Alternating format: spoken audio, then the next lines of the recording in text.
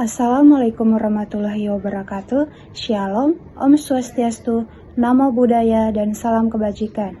Jadi, sebelum saya membacakan judul saya, izinkan terlebih dahulu saya memperkenalkan nama saya.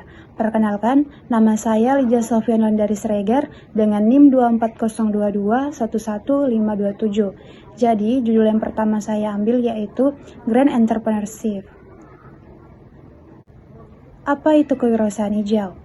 Kewirausahaan hijau adalah usaha yang dibuat untuk bukan hanya mencari untung, tapi punya tujuan khusus buat mengurangi efek buruk yang mungkin diberikan ke lingkungan.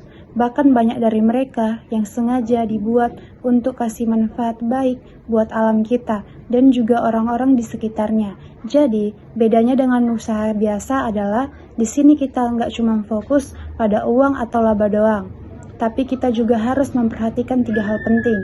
Yang pertama, bagaimana cara kita bisa jaga kelestarian sumber daya alam yang ada.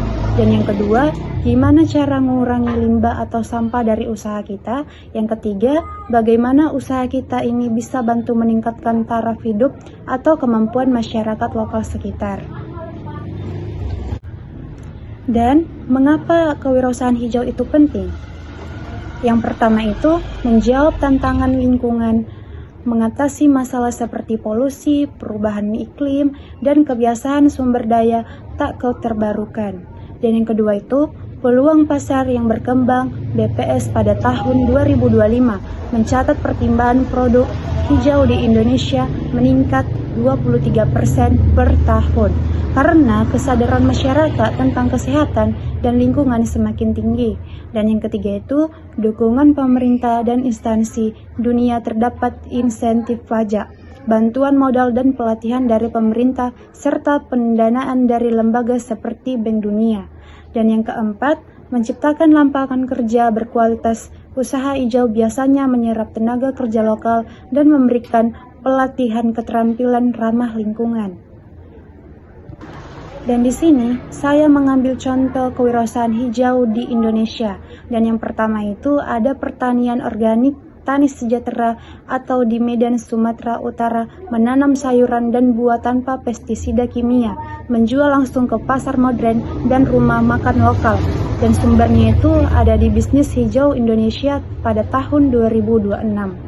Dan yang kedua itu ada usaha pengelolaan sampah plastik atau Ecoplats yang bertempat di Jawa Barat, mengubah sampah plastik menjadi barang kerajinan dan bahan bangunan ramah lingkungan, bekerja sama dengan pemerintah kota untuk pengelolaan sumber, laporan KLHK pada tahun 2025. Dan yang ketiga itu ada pembangkit listrik tenaga surya, skala kecil atau dari Matahari Energi Nusa Tenggara, memberikan pasokan listrik ke desa terpencil dengan modal bantuan dari program.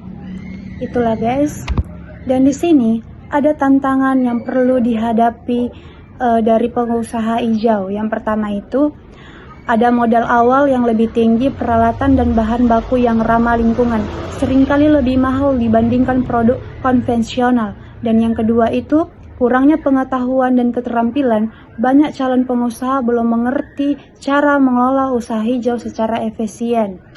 Dan yang ketiga itu ada pemasaran dan akses pasar yang belum optimal, masih sedikit tempat penjualan khusus untuk produk hijau di beberapa daerah.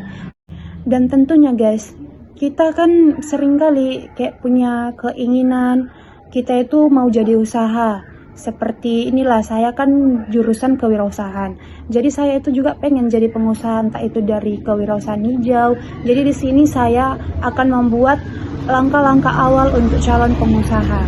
Dan yang pertama itu ada identifikasi masalah lingkungan di sekitar. Cari peluang usaha dari permasalahan lokal seperti sampah, kurangnya pasokan air bersih, atau lahan yang tidak terpakai. Dan yang kedua itu pastinya pelajari teknologi dan metode ramah lingkungan. Ikuti dari KLKH perguruan tinggi atau organisasi swadaya masyarakat yang fokus pada usaha hijau. Dan yang ketiga, manfaatkan dukungan yang tersedia, ajukan bantuan modal dari program pemerintah atau lembaga keuangan yang mendukung usaha hijau. Dan yang keempat itu ada bangun jaringan dengan pengusaha hijau lain, bergabunglah dengan komunitas usaha hijau untuk bertukar informasi atau pengalaman. Dan yang kelima itu pastinya kita perlu memperhatikan kualitas dan keberlanjutan produk. Pastikan produk kita itu benar-benar ramah lingkungan, dan produk kita itu pastinya dia itu bisa nggak ke jangka yang sangat panjang begitu. Dan pastinya saya di sini membuat kesimpulan tentang kewirausahaan hijau. Kewirausahaan hijau itu bukan hanya sebuah tren, tapi juga kebutuhan untuk masa depan kita. Usaha ini bisa bikin ekonomi kita menjadi tumbuh, sekaligus jaga kelestarian lingkungan dan bantu masyarakat. Meskipun ada tantangan, tapi dukungan dari berbagai pihak dan permintaan pasar semakin besar, membuat peluangnya sangat terbuka lebar. Dan gini guys, semoga kita bisa jadi bagian dari perubahan menuju ekonomi yang lebih baik dan sehat untuk bumi kita. Semoga bermanfaat ya guys. Terima kasih.